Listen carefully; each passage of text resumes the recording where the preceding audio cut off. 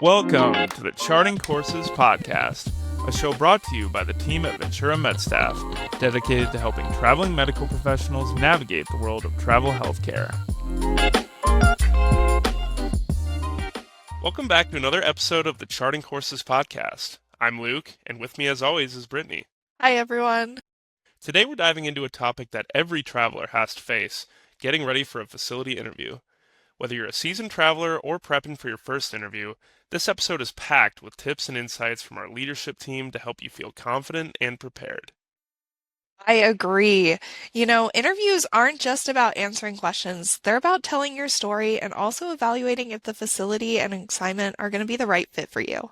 It can feel overwhelming, especially if it's your first interview, but that doesn't mean it has to be stressful. With a little preparation, travelers can walk in feeling confident and ready to shine. So let's start at the beginning. What's the facility really trying to figure out when they interview a traveler? That's a great question. There's going to be three main things they're looking for. First, can you do the job clinically? Your skills, experience, and certifications. Second, can you adapt? Travelers move between facilities all the time, so flexibility is huge. And third, can you communicate effectively with patients, families, and the team? That makes sense. After all, they've seen your resume, so now they want to dig a bit deeper. They're seeing if you'll fit into their team and environment. Exactly. And that's why sharing examples of past experiences can really help set you apart. Travelers should emphasize their flexibility, problem-solving skills, and versatility. Make sure you really sell yourself by mentioning any unique or diverse patient care challenges you've encountered and how you overcame them. Okay, so now that we know what they want, how do travelers actually get ready for the interview itself? First, reflect on your experience. Look over your resume you sent so that you're looking at the same experiences that they have in hand. Think about your rotations, specialties, and certifications and how exactly they relate to this role you just applied to. Yeah, and having your resume in front of you can be a real game changer in helping you be on the same page as the hiring team. But really, the hardest part of interviewing, I think, can be answering their questions. What did our leadership team have to say about that? Well, Luke, there really isn't like a quick fix or trick to answering questions. Our leadership team just said that practice makes perfect.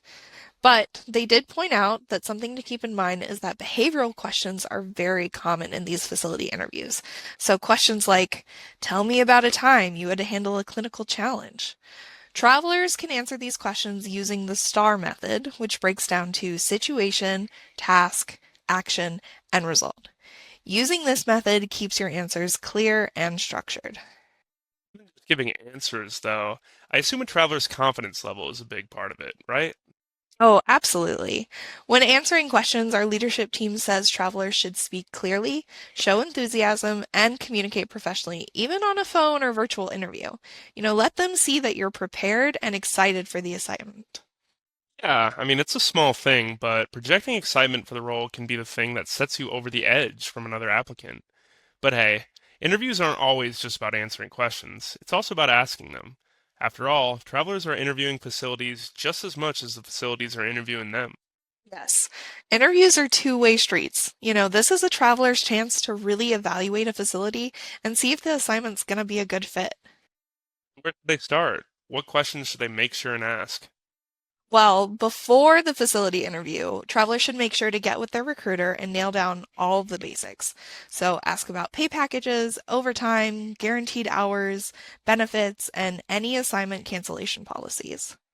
And then what about questions for the facility itself? Then, in the facility interview, you can get into more of the nitty-gritty. Ask about the position's floating policy, about the nurse to patient ratios for travel nurses, and about productivity standards and the ramp-up period for travel therapists. Ask them about orientation, what kind of support staff is available, and this is a good opportunity to ask about any mentorship opportunities too. Travelers should really dig deep into what their day-to-day is going to look like and ask questions that their recruiter won't have the answer to. I like that, because those are the kind of details that can completely change your experience on the assignment.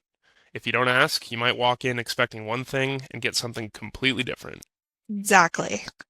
Any other tips that might seem small but actually matter? Our leadership team said to make sure travelers express their commitment to patient-centered care.